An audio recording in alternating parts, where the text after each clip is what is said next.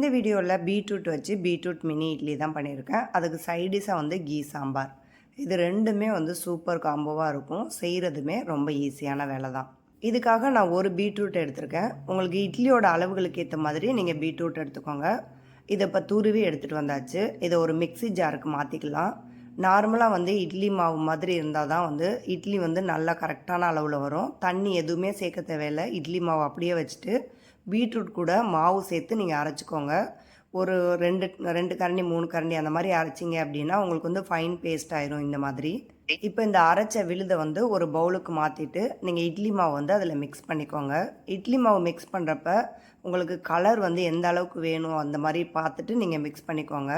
இதில் வந்து நான் ஒரு 3 கரண்டி மாவு மிக்ஸ் பண்ணிக்கிறேன். ஏற்கனவே ஒரு 4 கரண்டி மாவு எடுத்து அதில் அரைச்சி எடுத்துருக்கேன். இன்னும் வந்து ரொம்ப திக்காக இருக்கிறதுனால நான் மாவு சேர்த்துக்கிறேன். தண்ணி எதுவுமே சேர்க்காம நீங்கள் மாவு எவ்வளோ வேணாலும் மிக்ஸ் பண்ணிக்கலாம். நீங்கள் மாவு அதிகமாக ஆட் பண்ண உங்களுக்கு வந்து கலர் வந்து கம்மியாயிட்டே இருக்கும்.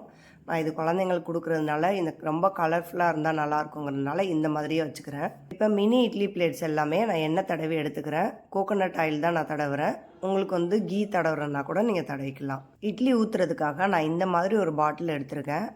இது வந்து சீக்கிரமாகவும் ஊற்றிடலாம். இன்னொன்று வந்து ஸ்பூனில் ஊற்றினோம் அப்படின்னா ஒரு இட்லி வந்து இன்னொரு இட்லியோட வந்து டச் ஆகும். இந்த மாதிரி பாட்டில் யூஸ் பண்ணுறப்ப நம்மளுக்கு வந்து ஒன்றோட ஒன்று ஒட்டாமல் நம்மளுக்கு சூப்பராக கிடைக்கும். அதுக்காக தான் இந்த மாதிரி பாட்டில் யூஸ் பண்ணுறேன். உங்கள்கிட்ட இருந்தது அப்படின்னா இந்த மாதிரி பாட்டில் யூஸ் பண்ணுங்கள். அப்படி இல்லைன்னா நீங்கள் பொறுமையாக ஸ்பூன்லேயே ஊற்றுங்க. நார்மலாக ஸ்பூனை விட இந்த மாதிரி பாட்டில்ஸ் யூஸ் பண்ணுறப்ப இட்லி வந்து கொஞ்சம் பெருசாகவே இருக்கும். பீட்ரூட்டை அரைச்சி நீங்கள் இட்லி மாவு கூடயே மிக்ஸ் பண்ணலாம். அப்படி இல்லைன்னா பீட்ரூட்டில் இருக்கக்கூடிய சாறை மட்டும் நீங்கள் வந்து இட்லி மாவு கூட சேர்த்தும் யூஸ் பண்ணலாம். அதுவுமே ரொம்ப சூப்பராக இருக்கும். இந்த இட்லி அவியறதுக்கு ஒரு 5 மினிட்ஸ் தான் ஆகும். இட்லி பாத்திரத்தில் தண்ணி ஊற்றி நல்லா கொதிச்சதுக்கப்புறமா இந்த மினி இட்லியை வச்சோம் அப்படின்னா ஒரு 5 மினிட்ஸில் நீங்கள் வந்து அடுப்பை ஆஃப் பண்ணிக்கலாம்.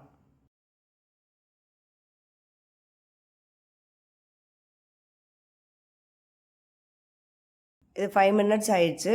நல்லா அவிஞ்சிருச்சு. இப்போ பாருங்கள், நம்ம வந்து ஆயில் தடவி இருக்கிறதுனால டக்கு டக்குன்னு எடுக்கிறதுக்கு ரொம்ப ஈஸியாக வரும். இதுக்கு ஒரு சூப்பரான காம்போ வந்து கீ சாம்பார் தான். இது பண்ணுறதுமே ரொம்ப ஈஸி. இதுக்காக 1 கப் துவரப்பருப்பு எடுத்து அதை நல்லா கழுவிட்டு ஒரு அரை மணி நேரம் ஊற வச்சுருக்கேன். அது கூட உப்பு மஞ்சத்தூள் சேர்த்துட்டு தேவையான அளவு தண்ணி சேர்த்து ஒரு 3 விசில் விட்டு எடுத்துக்கோங்க. இதை நல்லா மசிச்சு எடுத்துக்கோங்க. பருப்பு வந்து ஒன்று கூட தெரியக்கூடாது. நல்லா மசிச்சதுக்கப்புறமா அடுப்பில் ஏற்றிட்டு இது கூடவே வந்து ஒரு பெரிய வெங்காயம், 2 தக்காளி, 2 பச்சை மிளகா வச்சுருக்கேன். அதையும் அது கூட மிக்ஸ் பண்ணிக்கோங்க. இப்போ சாம்பார் தூள், மஞ்சள் தூள் ஆல்ரெடி போட்டிருக்கோம். தேவையான அளவு போட்டு உப்பும் தேவையான அளவு போட்டுக்கோங்க. ஒரு நெல்லிக்காய் சைஸில் புளி கரைச்சி ஊற்றிக்கோங்க.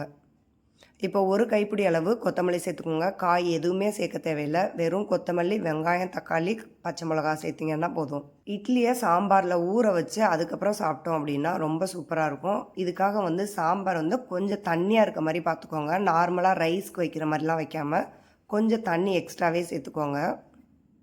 இந்த மாதிரி ஒரு கொதி வந்ததுக்கப்புறமா நீங்கள் வந்துட்டு நல்லா மிக்ஸ் பண்ணி கொடுத்துட்டு ஒரு தாளிப்பு மட்டும் கொடுத்துருங்க. இது கீ சாம்பார்னால் உங்களுக்கு வந்து எந்த அளவுக்கு நெய் தேவையோ அந்த அளவுக்கு ஊற்றிக்கோங்க. இதுக்கப்புறமா கடுகு, கருவேப்பிலை, காஞ்ச மிளகாய், பெருங்காயம் இது எல்லாத்தையுமே ஒரே டைமில் போடணும். நெய் வந்து நல்லா சூடானதுக்கப்புறமா அடுப்பை ஆஃப் பண்ணிவிட்டு இது எல்லாத்தையுமே சேர்த்துக்கோங்க. இந்த அளவுக்கு வந்து நெய் சூடாக இருந்தால் தான் இந்த அளவுக்கு சூப்பராக கிறிஸ்பியாக இருக்கும். இப்போ இதை நல்லா மிக்ஸ் பண்ணிட்டு லைட்டாக வந்து கிளறி விட்ருங்க. அவ்வளோதான், இதுவும் முடிஞ்சிருச்சு. ஸோ இதுக்கு வந்து இட்லிக்கு ஒரு சூப்பரான சாம்பார் ரெடி ஆகிடுச்சு. காய் எதுவுமே சேர்க்காமல் ஒரு சூப்பர் சாம்பார் ரெடி ஆகிடுச்சு. ட்ரை பண்ணி பார்த்துட்டு எப்படி இருந்ததுன்னு கமெண்ட்டில் சொல்லுங்கள்.